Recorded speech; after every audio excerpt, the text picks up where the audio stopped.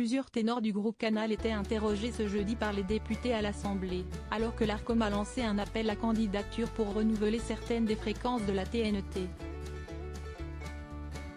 Aux côtés de Laurence Ferrari et Sonia Mabrouk, le présentateur de l'heure des pros justifiait les erreurs. La faute aux aléas du direct.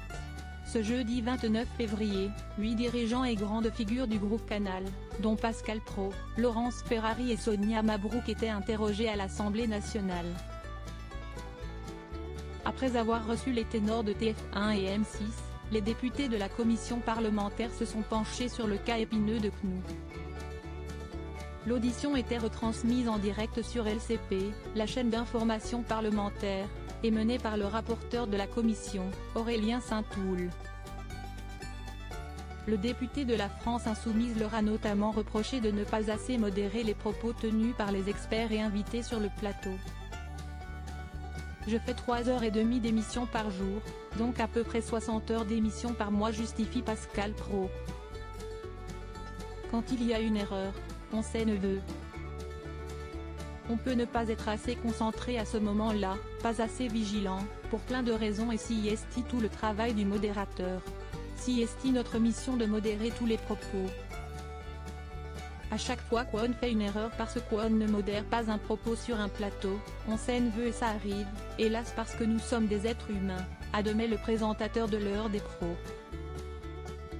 Puremedia.com vous propose de découvrir la séquence dans la vidéo ci-dessus. Plusieurs fois épinglée par l'Arcom pour avoir été le relais de fake news et de propos polémiques, la chaîne en continu du groupe de Vincent Bolloré est particulièrement scrutée depuis la décision du Conseil d'État, qui a sommé l'Arcom de renforcer son contrôle sur les chaînes en matière de pluralisme et indépendance de l'information. Une décision qui concerne toutes les chaînes mais vise particulièrement CNOO, à la suite d'un recours de longs Reporters sans frontières, qui accuse la chaîne de plus être une chaîne d'information, mais un média d'opinion. Ses émissions les plus suivies sont en effet toutes plus ou moins sur le même format. Un panel de personnalités dont la plupart sont identifiées comme ayant des positionnements conservateurs se retrouve autour d'une table pour débattre sur des questions d'actualité. Il y a toujours le fait qui est rapporté par un reportage. Après cette partie factuelle, il y a l'analyse, le décryptage et le commentaire, poursuit Pascal Praud, qui assure également que le monde de l'information a changé. À 8 h du matin, vous n'apprenez plus rien, ils savent déjà tout. Ce qui n'était pas vrai il y a 30 ans. Si vous vous contentez d'être purement factuel et d'être un lecteur de dépêches, les gens, vous ne leur apprendrez rien.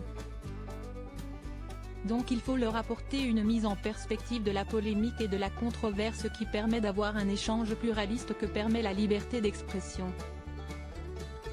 La séquence sur l'avortement, une erreur technique? La liberté d'expression, c'était justement l'un des arguments avancés par les figures de la chaîne à l'antenne, qui fustigeaient la décision du Conseil d'État. Considérée comme une forme de censure de CNOO, bien qu'elle concerne toutes les chaînes. Oui, nous pensions dans un premier temps que c'était uniquement destiné à CNOO, admet Laurence Ferrari. Nous sommes très respectueux de cette décision, maintenant nous ne sommes pas dupes et nous savons très bien que notre chaîne est visée en premier lieu, ajoute-t-elle.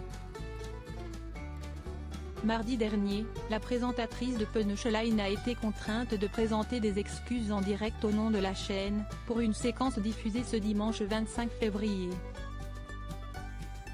Alors que le Sénat devait voter pour l'inscription de l'I dans la Constitution, dans l'émission Enquête d'esprit,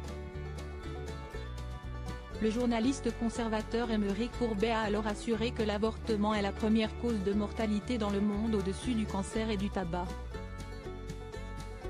Cette fois, et même Canal+ assure qu'il s'agit d'une erreur technique, l'émission était pourtant enregistrée.